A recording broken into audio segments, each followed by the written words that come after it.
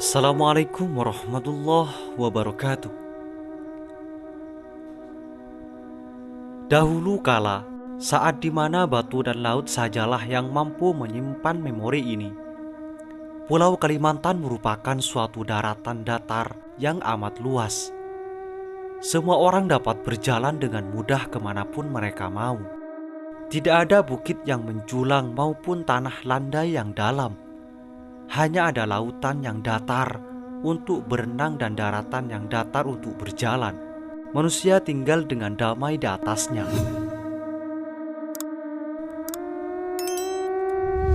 Sang dewa wilayah atas tidak puas dengan hal tersebut. Mengapa saya harus tinggal dan berjalan di tingkatan yang sama dengan manusia dan hewan? Mengapa mereka harus tinggal di dalam rumah yang sama tingginya dengan tubuhku? Bukankah seharusnya saya berada di atas mereka? Sang dewa amatlah kesal dengan hal tersebut. Sang dewa mencari tempat untuk membangun rumah yang lebih tinggi daripada manusia dan hewan. Sang dewa mencari cara untuk menyelesaikan masalah ini selama berminggu-minggu, bahkan bertahun-tahun. Rasa kesal yang ia pendam selama bertahun-tahun membuatnya menjadi jelek dan kejam. Tiba-tiba jawaban muncul di benaknya. Dia harus membangun sebuah gunung. Gunung akan membuatnya tinggal di tempat yang lebih tinggi daripada manusia biasa. Namun gunung seperti apa? Gunung dari apakah yang harus ia buat?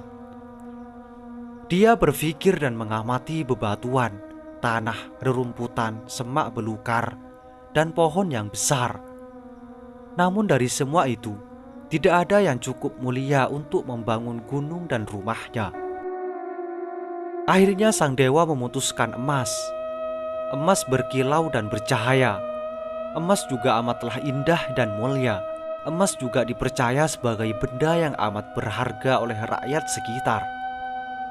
Tentu saja, sebuah gunung emas amatlah mulia untuk rumahnya.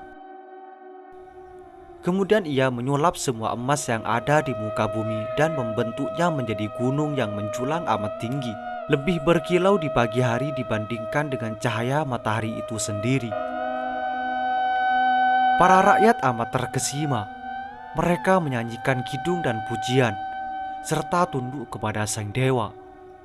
Hal ini amat dihargai dan dianggap sebagai pujian yang amat hangat oleh dewa wilayah atas. Di puncak gunung tersebut, sang dewa membangun sebuah rumah yang memancarkan cahaya yang amatlah terang dan amatlah menusuk mata, meskipun gunung emas tidak bersinar. Keindahan cahaya rumah sang dewa membuat matahari dan bulan pucat dalam ketakutan. Para rakyat semakin mengagungkan dewa dan terkesima pada rumah sang dewa. Hal ini lebih menyenangkan hati sang dewa wilayah atas, namun tidak menyenangkan sang dewa wilayah bawah. Sang dewa wilayah bawah menjadi naik darah. Di dalam kegelapan amarahnya, dia berkata, "Siapakah dia? Apakah yang dapat ia perbuat? Jika ia mempunyai sebuah gunung emas, aku juga harus memiliki sebuah gunung." Sang dewa wilayah bawah mencari emas untuk membangun gunungnya sendiri, lebih tinggi, lebih besar, dan lebih bersinar dibandingkan milik dewa wilayah atas. Namun tidak ada lagi emas yang tersisa di bumi. Sang dewa wilayah bawah melihat gunung menjulang.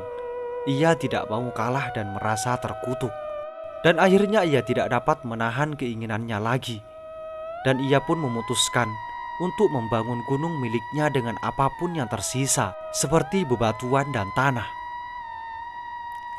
Sang dewa wilayah bawah membangun sebuah gunung yang luar biasa, lebih tinggi daripada awan, terbentuk dengan sempurna dan sangat nyaman dipandang oleh mata, namun tidak bercahaya seperti kilauan emas.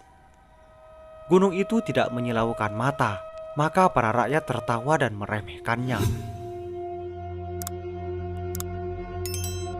Wajah sang dewa wilayah bawah menjadi merah, semerah nyala api lahar. Sang dewa menjadi naik darah. Dia tahu bahwa membangun sebuah gunung yang besar tidaklah cukup. Dia harus membuat gunung yang jauh lebih indah dibandingkan gunung milik dewa wilayah atas. Dalam kemarahannya yang luar biasa, dewa wilayah bawah mengambil beberapa batuan di sekitar wilayah. Ia membangun gunung tersebut dan menghancurkannya dengan jari tangannya sekuat tenaga. Ketika ia membuka tangannya, ia melihat bahwa bebatuan tersebut berubah menjadi batuan mulia, seperti batu merah delima, zamrud, safir, dan permata. Namun sang dewa masih merasa tidak puas. Ia menyemburkan api dan es ke bebatuan ini, hingga menghasilkan bebatuan berkilau yang amat indah. Sang dewa wilayah bawah meletakkan bebatuan tersebut di permukaan gunungnya.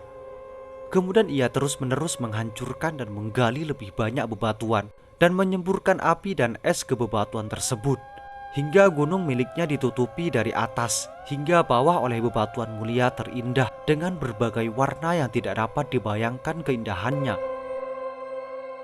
Kini rakyat juga menyorak-nyoraki dan tunduk kepada sang dewa wilayah bawah. Mereka menyembah dan tunduk kepada dewa wilayah bawah. Kedua dewa pun saling bertengkar. Mereka saling meneriakkan hinaan melewati tanah landai di antara kedua gunung milik mereka. Petir menyambar dan pepohonan berjatuhan. Kedua gunung menjadi semakin landai dan landai. Mereka saling menghantam, mencoba merobohkan gunung satu dengan yang lainnya.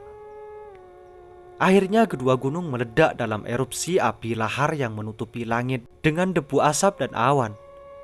Lahar mengalir deras melalui puing-puing gunung yang tersisa. Aliran lahar tersebut kemudian membentuk Pulau Kalimantan. Namun emas dan bebatuan berharga terbang tinggi ditiup kemanapun angin berhembus dan terbawa ke langit surga. Bebatuan berharga tersebut jatuh bagaikan hujan tertanam di dalam perut bumi.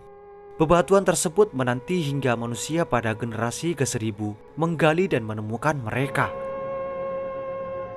Kalimantan berarti sungai yang banyak intannya, dan para penduduk lokal percaya apabila engkau pernah meminum air Kalimantan, suatu saat engkau akan menemukan jalan kembali ke Kalimantan.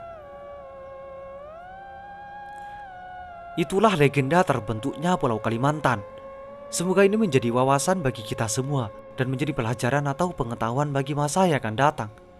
Semoga informasi ini bermanfaat. Assalamualaikum warahmatullahi wabarakatuh.